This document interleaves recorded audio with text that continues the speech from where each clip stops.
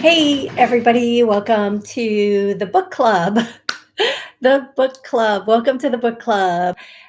We are doing an online book club for um, what if, what if a transformational guide. So here we go. We are on the week we are on. There we go. It's a beautiful way. I'm adjusting everything because I had to get up and run and do something, and then I sat down and it was already noon, so here we go. So, I'm just gonna adjust a few things here. I think that's good. It's good enough. It's good enough. Anybody who wants to call in, please call in. We are gonna get started with the book club in a second, with answering questions. If you're on Podbean, Fawn is calling in. Hey, Fawn, how are you? It's gonna take a second for her to get on live, but it's okay. Oh, Fawn. Hey, Fawn, how are you? I'm good. How are you? I'm good, thank you. We also have Noelle in the room, so that's awesome. So we are gonna get started very, very soon. You guys, I just wanna let you know, hey, Tarzan, how are you? Tarzan joined on Podbean. I'm going to say today's question: what if how far you evolve in this life is the level of evolution you return to in your next? Okay, so even though I didn't read that very well, I read it like a robot. I think everybody has the idea. Tarzan, we're doing online book club today. Tomorrow night at 7 p.m. Central, I will be doing Q&A again. Hey, Catherine, how are you? Is Shelly with you today? Um, so I want to talk today as we go through today's question, um, evolving. What does that mean to you to evolve? And what does it mean? Because we can evolve in every area and we can have evolutionary moments. Oh, Shelly's on vacay. That's okay. Oh, how beautiful. She's in New Mexico. Lucky her. Um, lucky her. Well, we're happy you're here, Catherine. Um, we can have evolutionary moments. We can have, so what is evolving for you? Let's start there, and then we'll talk about how far we want to evolve, or what we think it would look like if we did, wherever you guys want to take the conversation. This is not my opinions and my beliefs about everything. It's everybody's opinions and beliefs so that we can all help each other expand and grow. Hi, Chuck. How are you today? Chuck joined us on Podbean. So I'm going to read Noelle. Noelle says, that's a great question because today I just feel like quitting. Oh, I'm so sorry, sweetie. I've been trying to get a better job for a while now, and I just feel discouraged in the moment. No, no, no, no. Sometimes it's a matter of timing, and it is coming in. And the question I want you to ask yourself before we go any further is, what do I feel this job is going to give me that I don't already have? And then nurture that, other than money, and then nurture that within yourself. Sometimes if we're chasing something for the sake of a title or this or that or the other thing, we will be put in a place where we can kind of slow down a little bit. Now, money, we're all looking for, the best paying position, obviously. We want that. But It's going to come when the timing is perfect. And I think we talked about this, Noelle. I think your position's coming in very soon. I think it is. So don't worry, don't get discouraged about that. Um, hey Darlene, how are you today? Fawn, I'm gonna read the question one more time. Whoopsie, whoopsie poopsie. And then you can give your thoughts on evolving. I'm gonna try not to Sure. read it like a robot this time. What if how far you evolve in this life is the level of evolution you return to in your next life or wherever you end up? Where you leave off is where you pick up, so to say. So, okay, Fawn, go ahead. Okay. So, um, in my opinion, because this is my opinion, I believe that our soul does come back. I believe that, well, I believe in reincarnation, first of all. So, based on the fact that I believe in reincarnation, I believe that our soul does evolve every single time it comes here. And we're coming here for that on purpose to evolve, to be everything that we were meant to be. And we're going to keep coming back. And I believe that we store all of our DNA strands in our body as energy from past lives that we can try to tap into as we grow and we can connect with source. We can tap into all of those things, and all of those things we learned in the past, they're still here, but maybe we're trying to get to them because maybe we've learned a lot of lessons and things already in the past, and we just want to connect back in with all that information that we already have. We have the information, but it's about kind of connecting back into it.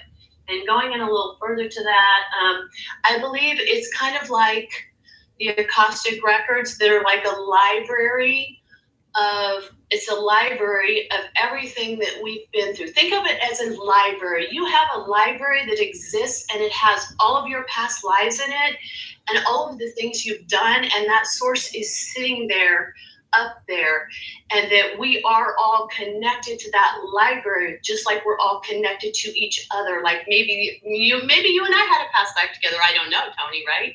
But I'm just saying that I believe it's all this big connection. And my hands are vibrating right now so hard. I don't know why.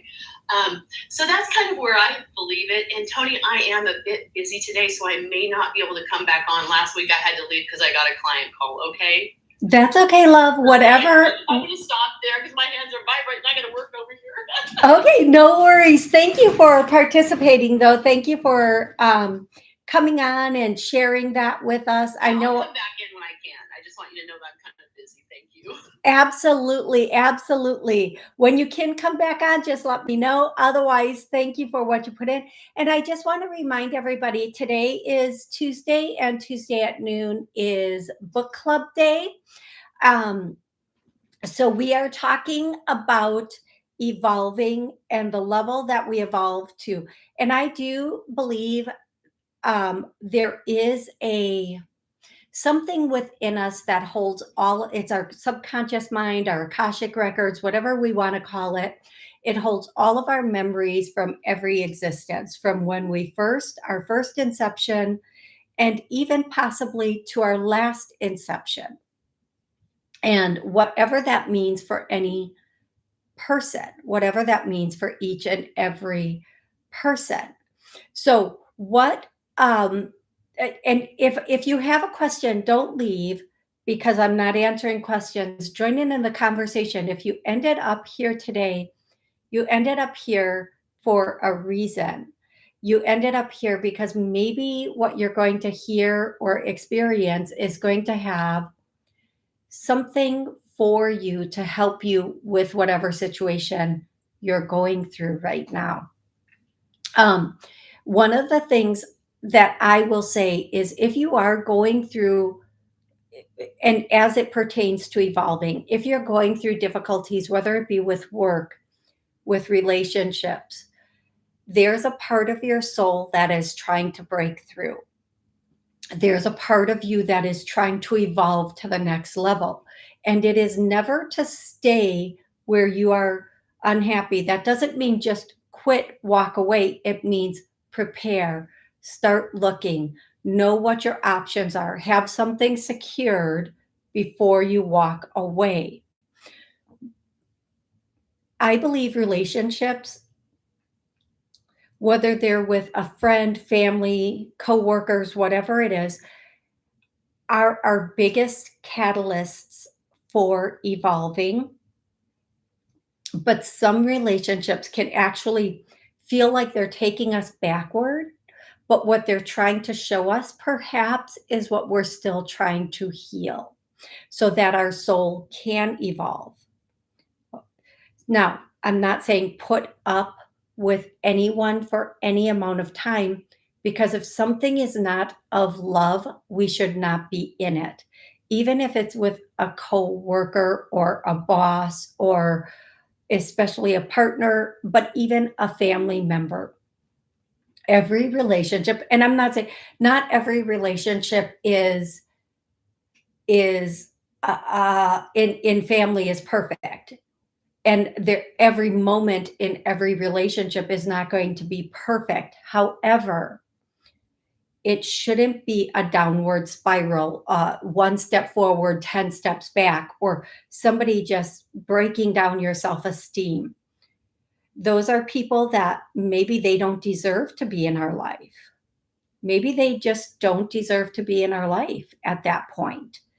Um, there's two ways to learn love and through non love.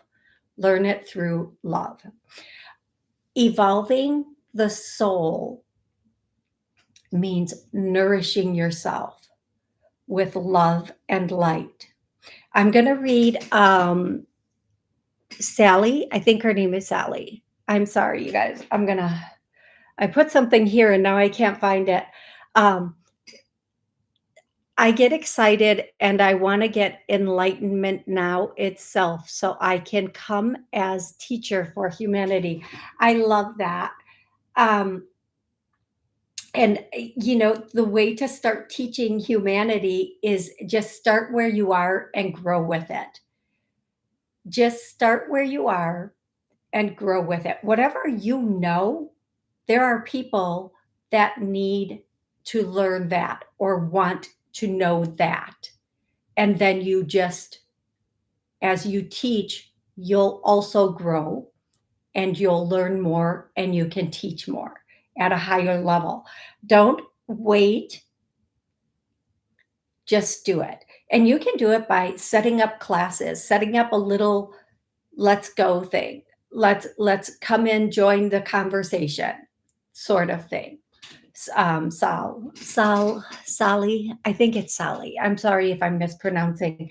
Darlene joined the room. Beer joined the room. Uh, Chuck, if anybody else wants to call in on Podbean, they can. Otherwise, otherwise, you can leave your comments in the comment section, either on Podbean or YouTube, on what you believe is evolving. And more importantly, let's talk about how far you would want to evolve in this life. Hey, Ishika, how far do you want to evolve in this life? What does it mean if you evolve? What are the results of your evolving? What would that bring you? How would that feel for you? So I'll give you a very small example, and I'm going to use myself because it's just easier, and I don't want to use a client or a family member or anything like that. So I just use myself as an example. Um, I am I'm trying to think of the best example. I didn't think this through before I came came on. Um, so if I'm thinking about where or how I want to evolve from where I am right now, it would be in the order of more understanding, just understanding things from a bigger perspective, understanding people, why they do what they do, not to excuse their behavior, but just to have that understanding. Because once you have understanding of people, you can understand how the whole world operates, I think. And if I go a little bit further into that, most people, I when love that. Actually, I just wanted to tell you, I love that. oh, That's very, very important. And that I just wanted to pipe in for 1 second, even though I'm working. Um, I feel that even now, as I've gotten more mature, I like to really be the observer a lot. I like to observe all the time. So I'm always sitting back, kind of watching people's behaviors and kind of analyzing them a little bit more than I probably would have when I was younger. I was just doing all this stuff, you know? I love, thank you for that, Fawn. Okay. Thank you. And that's true. Observing, understanding, taking it in. And I'm going to say that when you observe, when you start to just really watch people and understand what they're doing, how they're doing it, you can start to get a grasp so well on how this whole plane or this whole the world that we live in operates. People are either doing things because they need something, they want something. They want love, they're doing these things to get love. They want money or they need money, they're doing these things to get money. They want status, they're going to do these things to get status. Now, the interesting part comes in is what things are people willing to do to get what they want or need? And what things are people willing to put up with to keep what they don't even want anymore?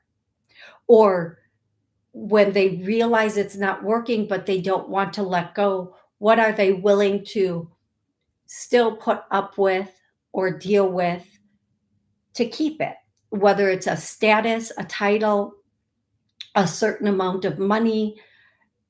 So, my thing now for me is I love to observe the behaviors of people in their humanness, in their pure, raw humanness. Because if you can understanding somebody else brings more understanding of yourself, and the understanding of the self, as you increase that, brings understanding of the world. And when you have that understanding, you need less, you want less, you can be, yeah, you still need to pay bills and you need to do all of that, but you can have a greater understanding. Now, there is a point in that evolution where it is a bit difficult because you have to face the reality of who people are, and you have to make decisions about what you're willing to allow in your life now that you see it as it is. There are people that I truly love. I mean, some of my friends that I truly felt very close to them. I felt close to them, and that's different than them being close to me. And that's one of the things you realize as you start to observe, you start to understand people. What is their agenda for you? What is their agenda for the relationship? What is their agenda in communicating with you, or their reasons or wants for that? And when you start to really look at that, and you realize, okay, this person really, they're here for this from me. This is what they're getting from me. And they don't really care about me and how I feel. Then you're put in a position where you have to say, okay, then I have to make a choice. Is this a good person to have in my life? And we all can easily say no. We have to let that person go. And in the process of doing that, there's a certain amount of um, feeling badly that that person's not there, or feeling badly that you may have hurt that person. But even though you're justified because you know their intentions were not pure and they were truly not, even if they felt they were a good friend, a good family member, They were not. They may in your situation. And that's a difficult decision to make. But evolving sometimes means seeing things as they are and then being able to make choices from that perspective. Now, does that mean you have to let people go? No. Some people can see how people are, how they behave, and they can keep them and say, I don't care about that. I'm going to keep this person in my life because of how I feel about them. Or they may not, whatever it is. But the bigger thing is to just understand it, because the worst thing you can have is confusion. If you're in a situation where you're confused about why someone does something, what their motives are, how they're treating you, I don't think there's anything worse in the world than being confused about people in your life. That to me is one of the worst things. It literally, you can start to feel like you're crazy. You literally can start to feel like, am I crazy? How come I don't understand how this person is behaving or why they're behaving this way? Have any of you ever been in that situation? And then what is your goal for evolving? Come on, I have guys. Yeah, I go would ahead. like to follow up on what you said about that. I think that I agree with everything you said about the people, but I also think that sometimes we're giving them the lessons too, and we're learning some sort of tolerance and different things from their behavior too. Because I'm finding that sometimes I may be triggered by somebody's behavior. Okay, I'll give an example. Like, I'm really, really big on kindness and people being kind to strangers, to everybody. And then if I hear a story about somebody who's saying that they're a certain way, and then they tell this story, and then in the middle of the story, they're not kind at all, like they're going after somebody. And then I see that, and then there's a part of me that's like, well, is this for me to help them because I'm kind? I'm in their life to show them what kindness is. But then there's a point where I'm like, well, how do you know when you're done? How do you know that you can't make a difference anymore? You're trying to show them what kindness is, but they're still not getting it, and they're still showing these behaviors. So I kind of feel like sometimes stuck in the middle. Like, is this lesson for me too about tolerance and stuff? Or is this lesson for them? Does that make sense, Tony? It does. And here's the thing. Here's what I will say to that. Okay. I think sometimes we're the teacher, sometimes we're the student. And sometimes we can be the teacher to a person who is also teaching us. Okay. Now, one of the things I will definitely say is, from my personal experience, and if you're in the chat, jump on and share what you think about this. If somebody does something to one person, maybe it's a one-off act. Maybe this is the only time they're doing this. They're reacting to something that happened. However, from my personal experience, if they do it once, they're going to do it to several people. They'll do it to whomever, and they can justify it. Now that's just my personal thing. Now, I'm going to say this. It's in one of the books I'm writing right now. One of the things I've realized about people that's really, I want to say this in the right way. If you excuse somebody's behavior, the first time you excuse their behavior, you will always be excusing their behavior. And if kindness worked, you're not the first person that is being kind to them. People have been kind to them because that's how we start relationships. We don't show up and go, hey, bozo, what's up? We don't show up as jack-o'-lanterns. We show up as true, genuine people.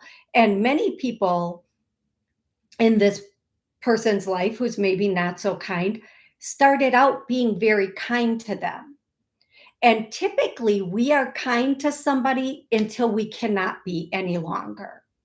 We are kind for just as long as we can tolerate their behaviors. And then we have to start protecting or defending or whatever ourselves. So if somebody's not being kind and you want to, even if it's not to you, and you want to keep helping them or guiding them, that's perfect and that's good. Don't get caught on the other end of that though, because how a person treats one person is typically how they'll treat every person. I'm going to read some comments on YouTube. Thank you guys for your comments. The first one is from Jay. What can you expect from a human? If the mere reason for a human to live is to socialize and get emotional.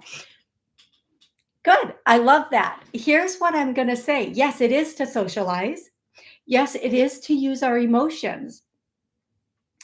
And I agree with that 100%. But we want to socialize and use our emotions with people who are helping us grow, people who are helping us evolve.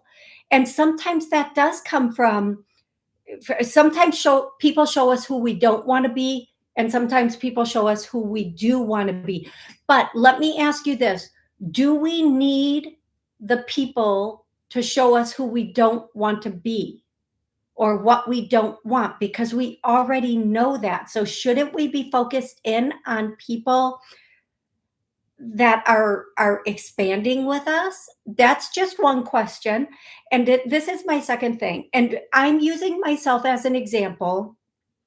And I do want to hear from you guys on what you think, because this isn't about me. This is all of us sharing everything to get different perspectives so we can evolve, so we can grow. Anytime I've excused behaviors, justified bad behavior, justified, I'm going to use this example. I use it often. Um, People who I had a friend, we were friends for well over 20 years. That's a long friendship. That's a really long friendship. And the friendship was on and off. Part of the reason it was on and off is because this person wasn't always the nicest person. And second, this person is a pathological liar, which I did so good at it. It took me so long to catch.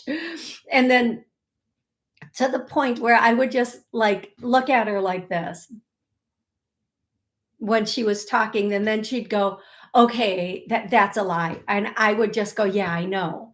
But my point is, if someone is like that and they're not going to change, what's the point in socializing with them? If you know somebody has, like, if somebody is let's just use an addict, for example, whether it's a gambling addict, a drug addict, we can't use the word sex addict. Um, can you, to tolerate, even if you're not personally involved with them, when somebody's an addict, manipulations at play. So is that where we want to be? Do we want somebody who's lying or manipulating just to socialize and to learn? And this is what I'm channeling right now. To learn the human and human behavior, first learn yourself. And then in others, the experience will be very different. Catherine is saying, I'm going to go to Catherine. Catherine says, do you think it's enough for us to learn lessons, or does it become necessary to take action? Ooh, everybody put it in the chat. What do you think?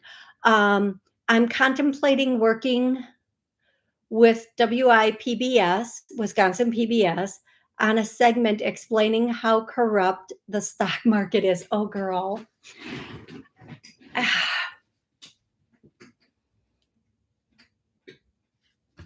Oh, Catherine.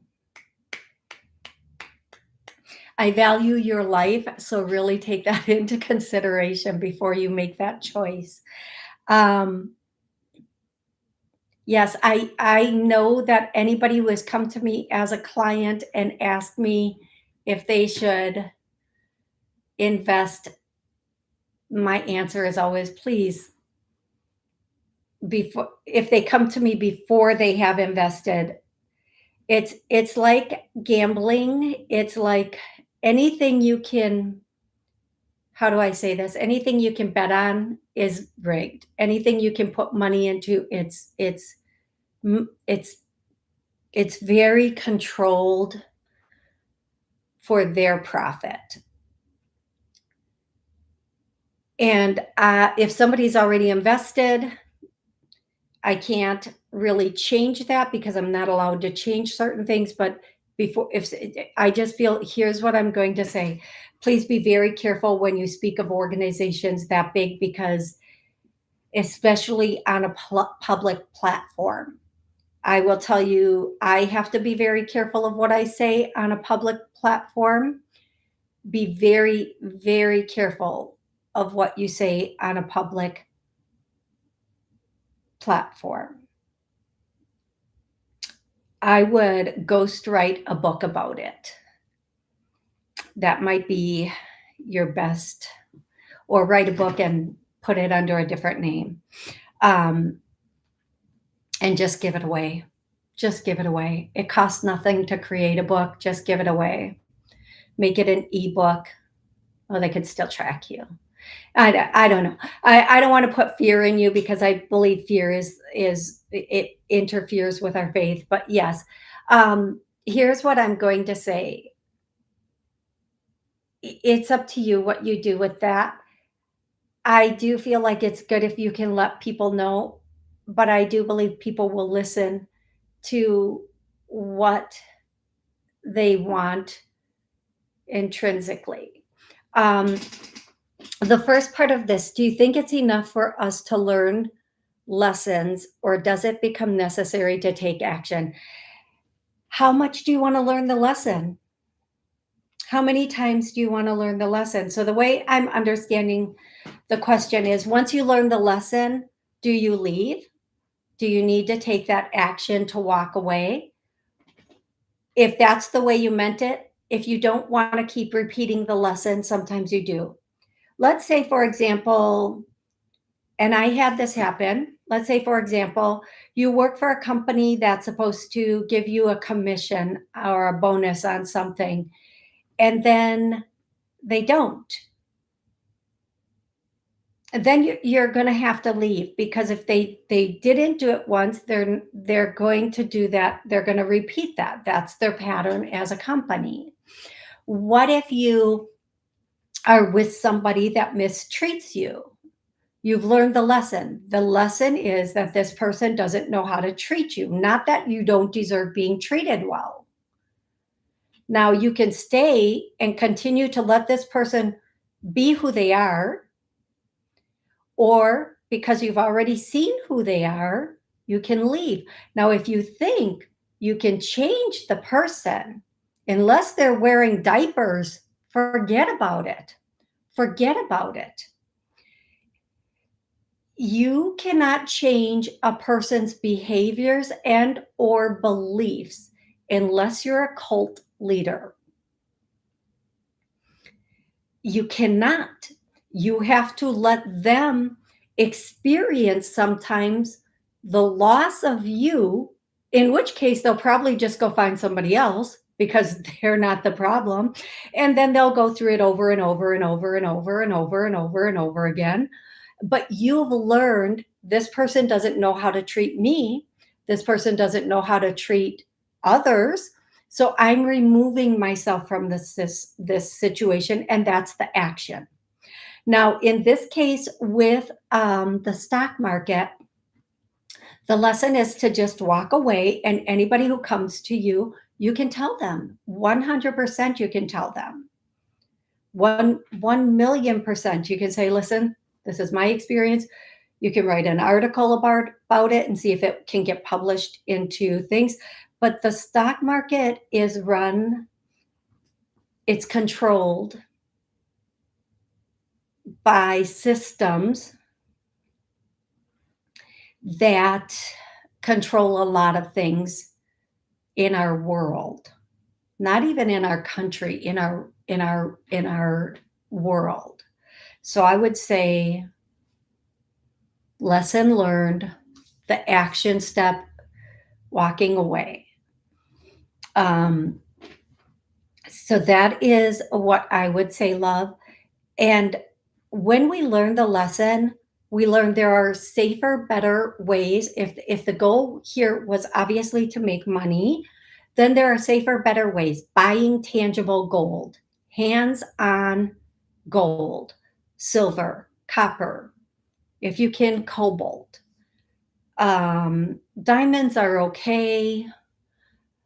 Uh, Things like that are okay, but the gold is always going to be the standard. Silver and copper next. Cobalt, if you can. Put it someplace very safe. I think everybody should have an in floor safe that is hidden, that they're putting this stuff in. If you can't afford, a whole big piece of gold, you can start with charms. You can start with whatever you can start with. And remember, Costco sells pieces of gold. The only thing that has consistently gone up in value is land and gold. Land you have to maintain, property you have to maintain, fix, pay taxes on, insurance on. But the value will go up in property. Gold, on the other hand, you buy it, you hoard it. Sorry, maybe hoard isn't the best word. And you keep it. It's like when people come to me and say, should I get involved in Bitcoin? My answer is always absolutely not, for two reasons.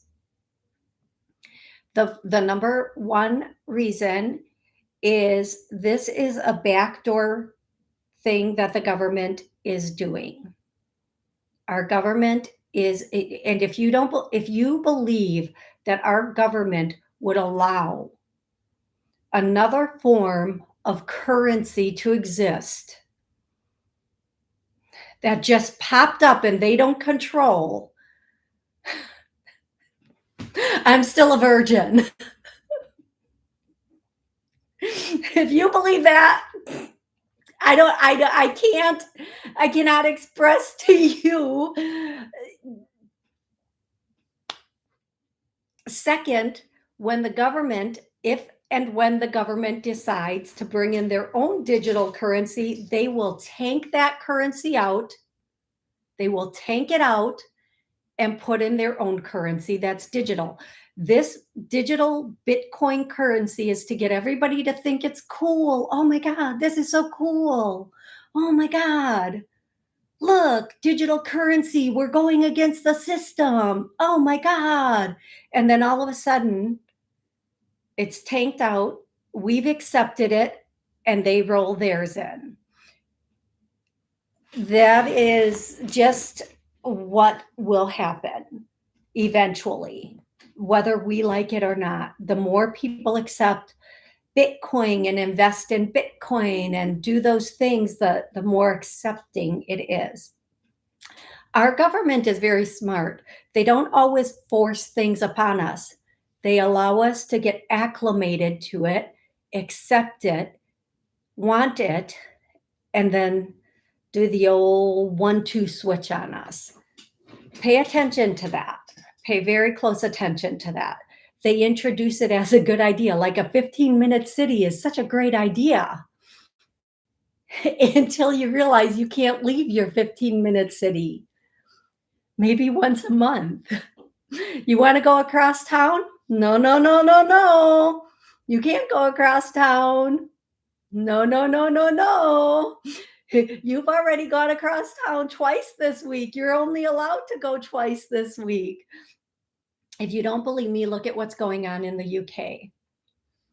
The UK is experiencing a lot of very, very, very unevolving experiences.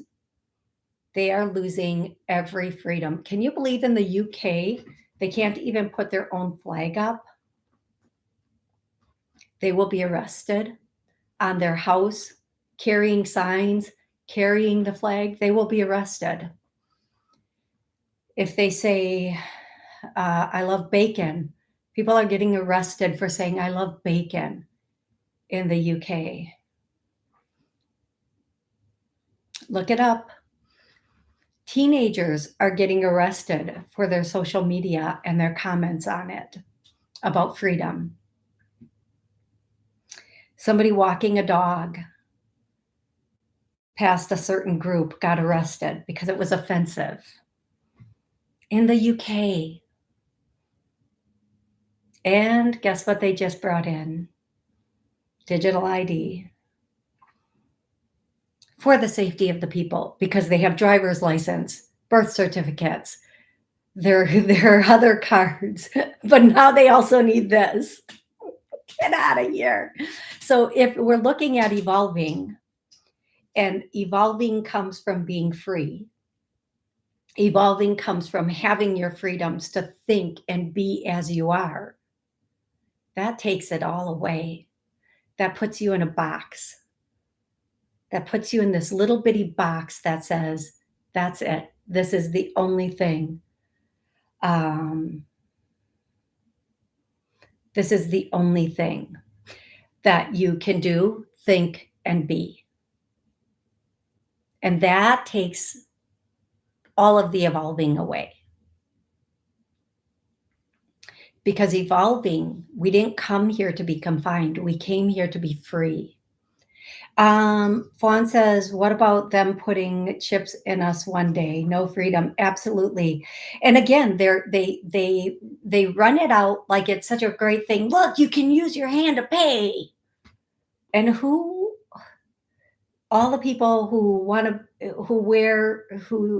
I have to be very careful here. I would just say, don't put anything in my body that I don't want there.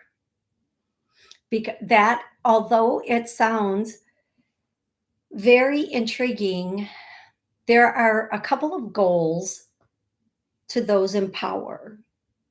To keep us under control is their biggest goal. A person under control does not experience freedom of mind and thought and evolutionary processes within and of themselves. When they prohibit our ability to move about freely, to think freely, to do what we want, how we want, when we want. Evolving comes from the ability to be able to make our choices. Tia says, that's in USA already, and next year it will be mandatory for some people if they want to get help to have a chip. My cousin lives in America and told me they're worried because his wife is pregnant and they told her she needed the chip and her child would need the chip. Okay, Tia, where are you? What country do you live in? Where are you joining us from? Thank you for that. I've not heard that it's mandatory to get the chip yet, but she lives in China. I've not heard that. Can anybody that's in America tell me? Have you heard it's mandatory? I've not heard that it's mandatory yet. That might be no, not yet. Yeah, I didn't think it will be. Oh, it will be next year if you want medical aid or financial assistance. I believe that. And I believe that is why they are. I do believe that. I do believe that is a possibility. I do believe that if you're getting this, you'll have to do that. And that's where it starts.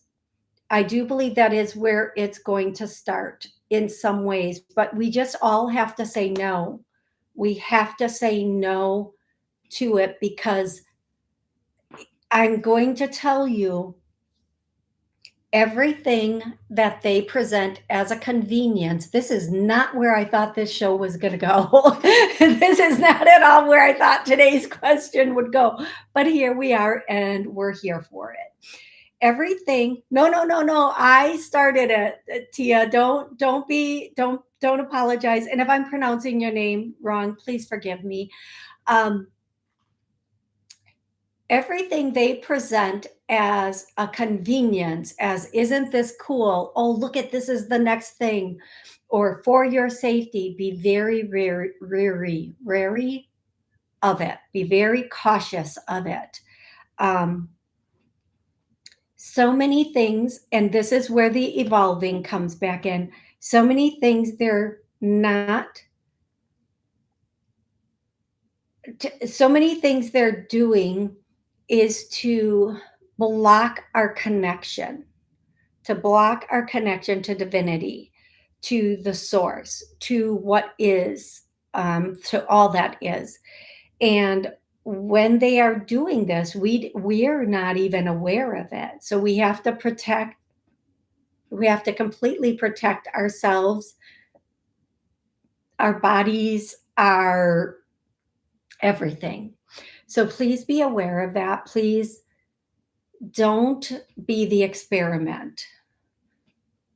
Please do not be the experiment. And I have heard cases, and I know this, I have heard cases where people have gone in for surgery and they come out and they'll start to get an infection, or it will be very sore in a certain part of their body, and they've chipped them.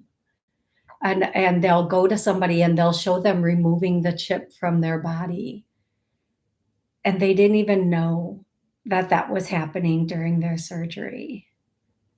Can you imagine? Can you imagine? I can't. So, okay, you guys, if you are evolving, what what is one thing you can do to help you evolve, to get to that space? For me, the one thing that helps me evolve is to just sit in silence and listen. Not necessary. And the thing is, when you first sit in silence, you might go through all the things you have to do, and you might go through all the things you haven't resolved. Like some negative things might come up, but eventually you'll sit and automatically it will get to that point. But a I want to teach you how to get very quickly into that space where you can connect, where you can so divinely connect to above. So it's 3 very slow, very deep breaths, in and out, but we follow the breath in and we follow the breath out. So we just go very slowly in, following the breath all the way down, and then very slowly and gently releasing that breath all the way out through the top of our head. And by the time you reach the third breath, your mind will be clear, because you can't, if you're following your breath, you can't think, you won't have thoughts coming in and out of your mind. So by the third one, you should be very relaxed and your mind should be pretty clear. And in doing that, you are opening yourself up to divinity. So please practice that. If you need to do 5 in the beginning, it's okay, do 5. If everything starts, the thoughts all start to come back in, just start 3 breaths again. Now, even when I'm in my deepest meditation, I'm the observer. I'm like watching, not physically, but I'm seeing or understanding everything that's going on from an observer point of view. So if you do this exercise, if you really do this breath, 3 breaths in, 3 breaths out, very slowly following the breath, you will be in a space that helps you get where you want to be with evolving your soul, your spirit, whatever you want to call it. Now, some people say that we have a certain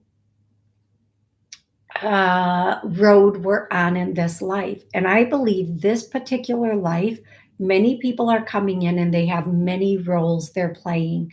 So we might be a parent, we might be, I have the role of a marriage and a career, and we might have the role of first this career and then that career and then the next career.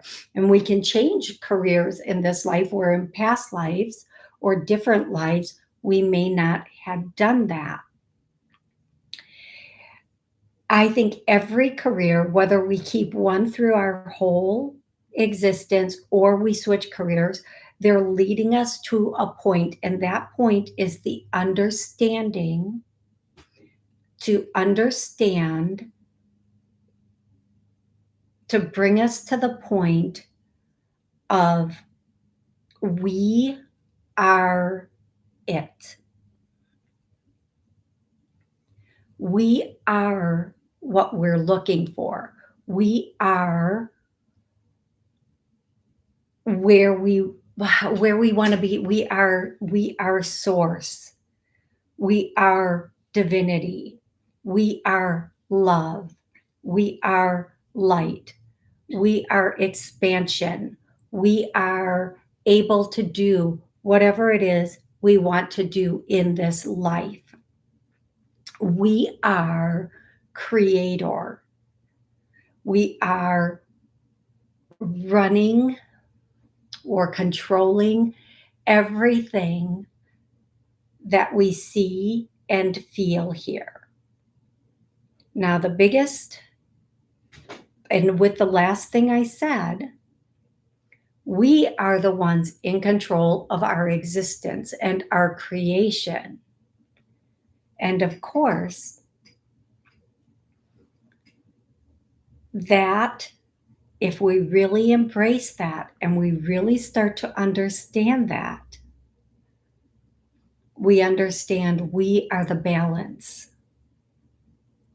We can expand our light, our love, and our life beyond any limits. And it doesn't come from a name, a title, or any other thing, an amount in an account, although that is nice. We're practical. We live here. We need that. It comes from knowing that the more we expand our love, the more we expand our light, the more all of the rest of it will come to us without us even trying. And I hope that makes sense to everybody. I really truly hope that makes sense. I want to go over next week's question. So give me just one little second here.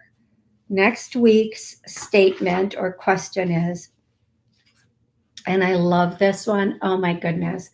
What if the guilt and pain you leave the world with, you bring back to heal?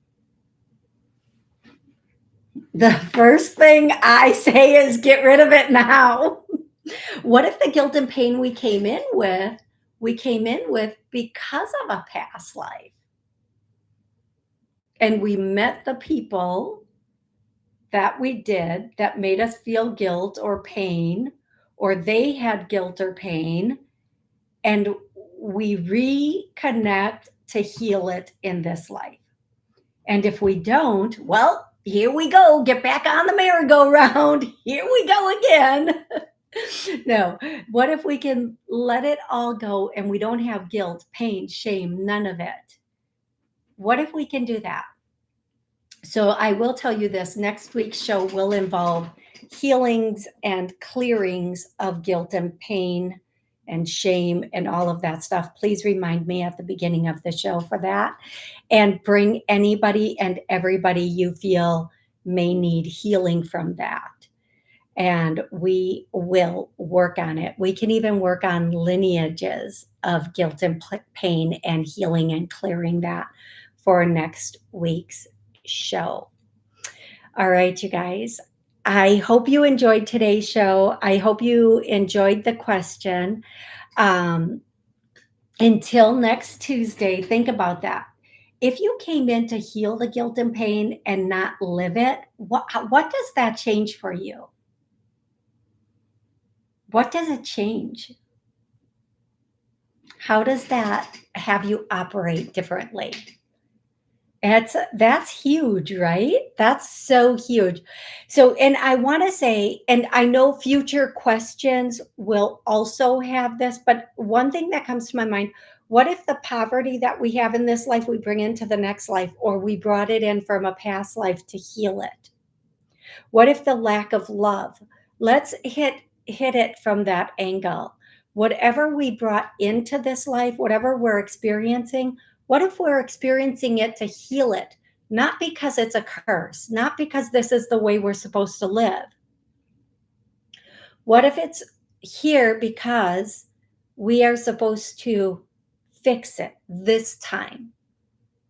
And I'm just, this may be even a question further in the book, but what if we fix everything and we don't come back to this existence? What if we heal it all?